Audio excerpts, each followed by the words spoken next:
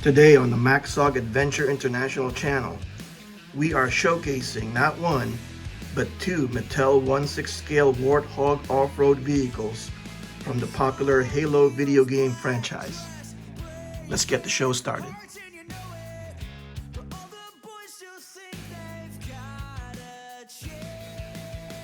Alright, we're going to make this video as simple as we can. So apologies for any kind of rough edges during the shoots. Anyway, here they are. This is the Mattel 1/6 scale Warthog from the video game Halo. Now these were released by Mattel back in 2018, and I was kind of late in the game. A few of my buddies, namely Jeff from Skunkworks Customs on YouTube, check his channel out. He's been using this on some of his photo videos, photo stories, and I've never gotten around to getting one until I ran into some really good deals. The prices seem to have gone down on these. These are used. The first one I got is this reddish orange version, and then I got this standard green version that they released first.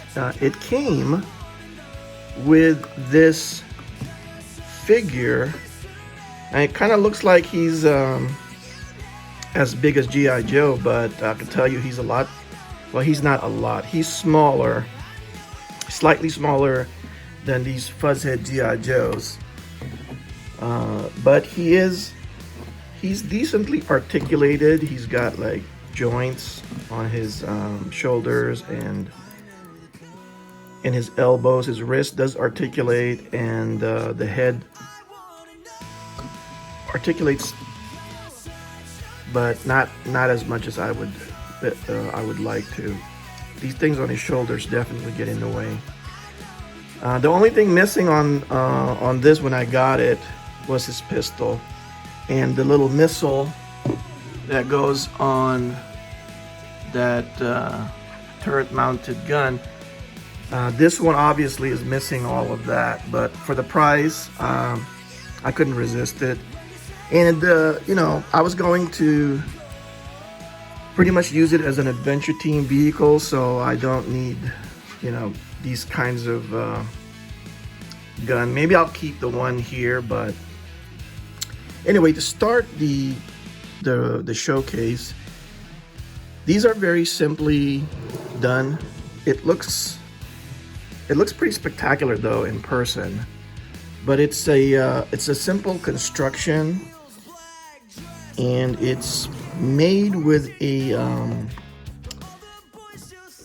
not styrene plastic.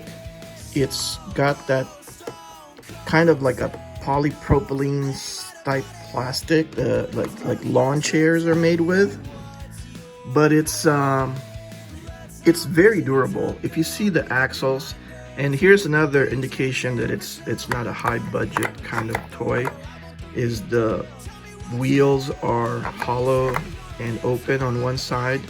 I don't mind that too much. You know, I'm not into the hyper realistic stuff, and it kind of coincides with the aesthetics of the vintage G.I. Joes, in that, you know, it doesn't take itself too seriously. And probably that's why I got another one, because you know, having it in hand, I really like the look and the vibe of the vehicle. It's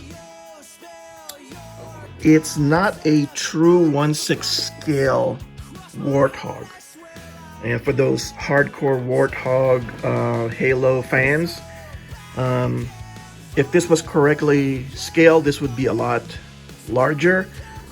But as it stands, with a G.I. Joe in it, It's sort of like the size of a dune buggy. I don't know if you've seen those old style dune buggies from the 70s that was popular back in those days.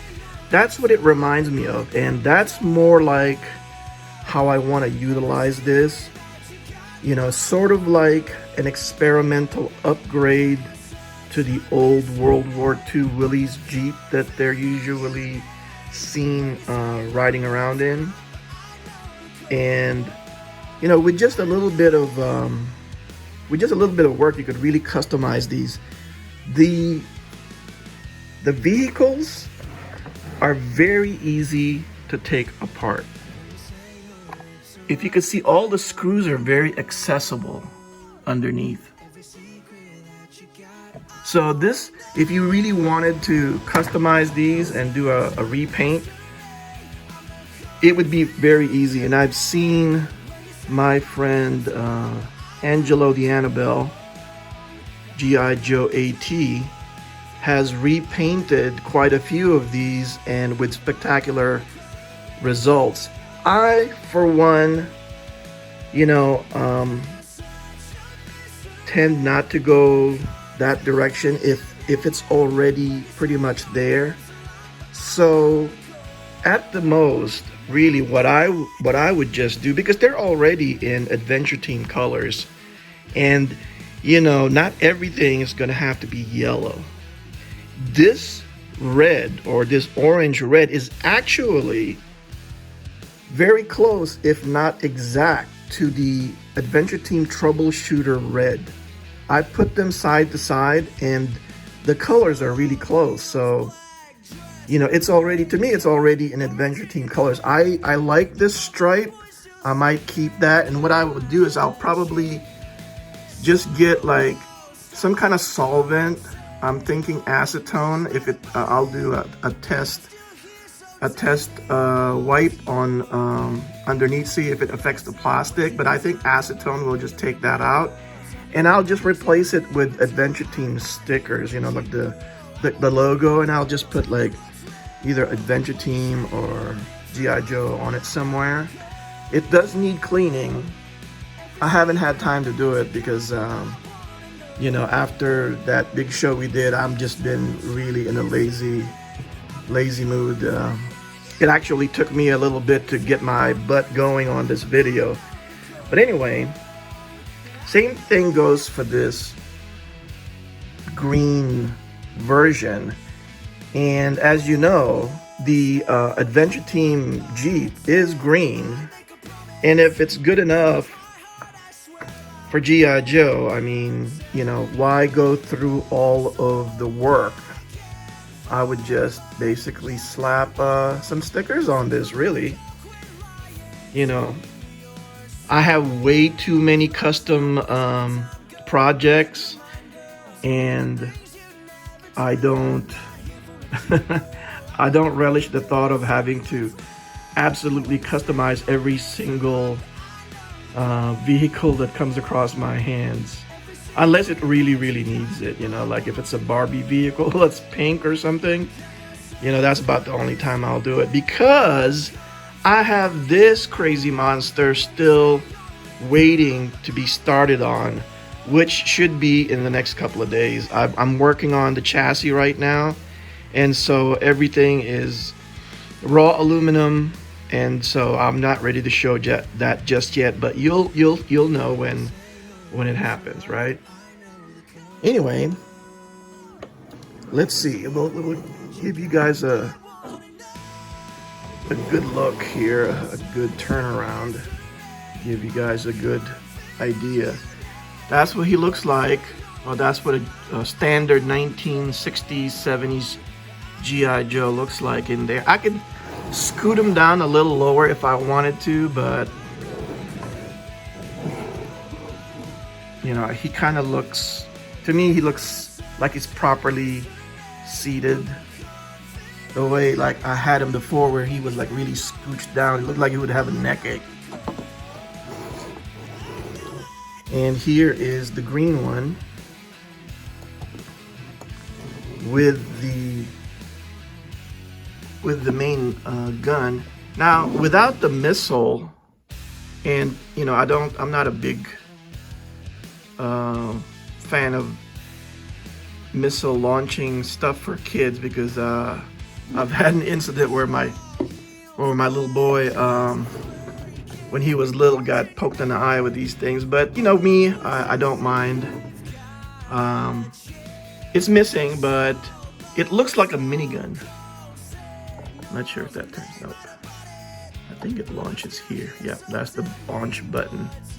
And it's a nice looking blaster, like heavy blaster or something. And it's really soft, this shield. And it's you could tell it's made to be played with because of the construction. And kudos to Mattel for still being a company that still makes toys that children can play instead of like crazy collectibles. Now I understand that when these retailed originally, that I think they retailed for about $35 or something like that. Nowadays, you can, if you waited and you hunted around and if you don't mind it loose or incomplete, usually what's missing is the figure or this gun itself.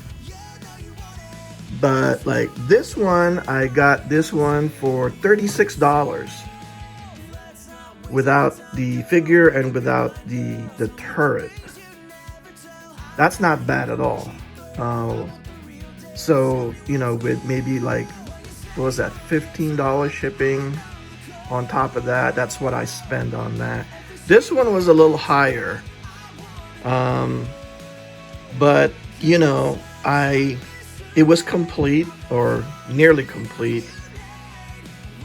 And I'm a really big fan of these now. And I can't believe that I didn't get these when I discovered them.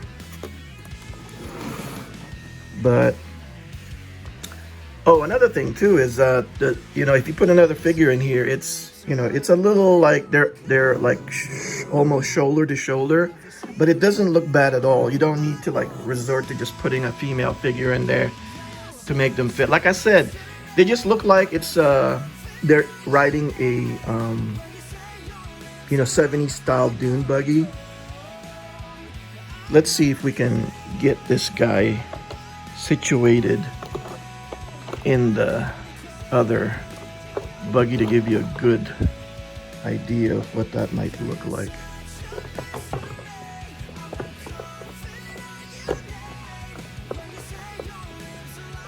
It's kind of hard to do it with one hand.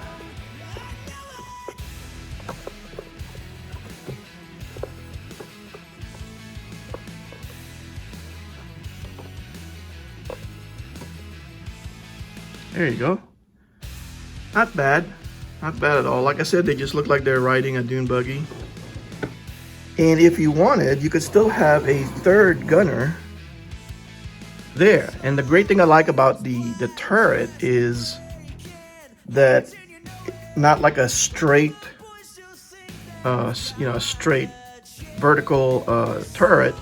You could switch this and have a third guy standing here.